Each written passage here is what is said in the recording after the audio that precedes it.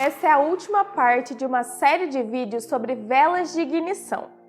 Para quem não assistiu às outras duas partes, nós vamos deixar nos cards aqui acima e aproveitem o conteúdo. E em relação a esse grau térmico, como ele funciona?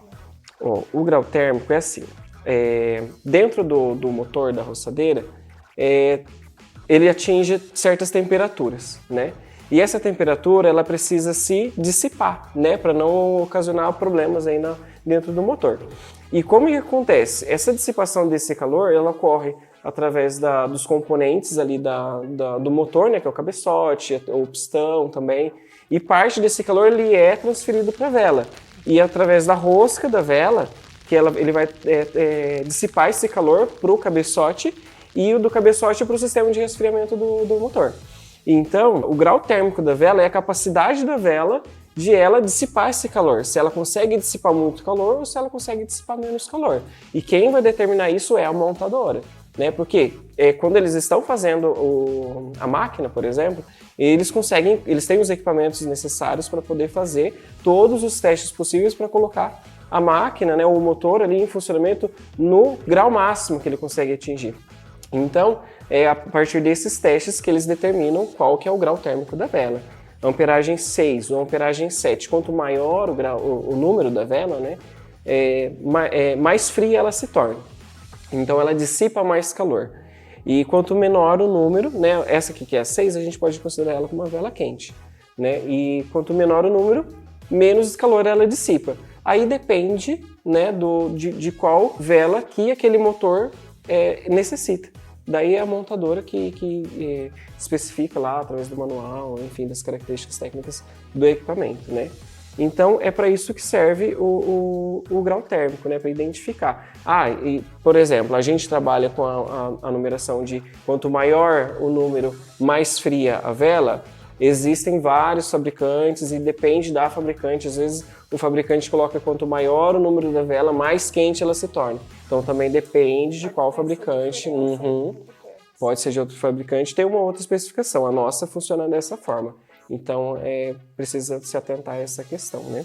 E se for utilizada, por exemplo, numa câmara de combustão que precisa de uma vela quente, uma vela fria e vice-versa, o que acontece? Quais são as consequências nesse tipo de caso?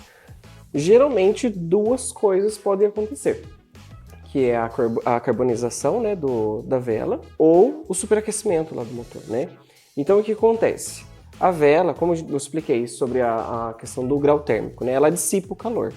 Então, se eu for utilizar uma vela que ela é muito fria, né, que ela tem um grau térmico mais alto, numa câmara de combustão que precisa de uma vela mais quente, ela vai dissipar muito calor. Então, ela não vai conseguir manter aquela temperatura. E tem uma zona que chama de zona de autolimpeza, né, da vela. Então, ela atinge aquela temperatura, ela se autolimpa, né? Ela consegue limpar ali o carbono que é gerado dentro da câmara de combustão.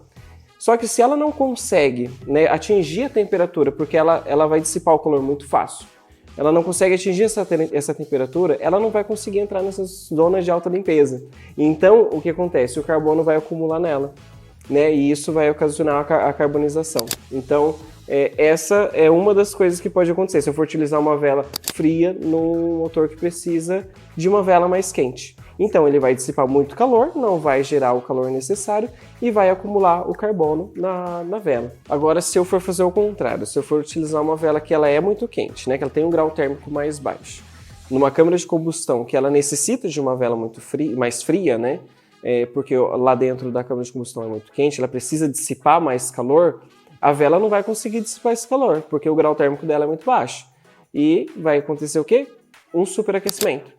Porque vai gerar um ponto de calor muito intenso ali dentro da câmara de combustão. E aí o que acontece? Esse calor ele vai inflamar o combustível, né? A mistura de ar mais combustível ali. E vai formar uma centelha, né? Uma explosão ali antes da centelha da vela, que eles chamam de pré-ignição. E aí ocasiona diversos tipos de problemas, né? Então, assim, existem vários requisitos ali que podem ocasionar um superaquecimento, além da questão da vela e a carbonização também. Então são várias coisas que podem acontecer e a vela ela é um desses casos de você utilizar a vela errada no motor que precisa de um determinado tipo de vela. Né? Então, sim, uma vela correta para o motor correto ela é extremamente importante, senão você vai estragar o seu motor. Às vezes precisa trocar só a vela, troca só a vela. Caso contrário, se der um problema maior, aí às vezes precisa trocar o kit cilindro completo. Então, tem que ficar bem atento a essas questões.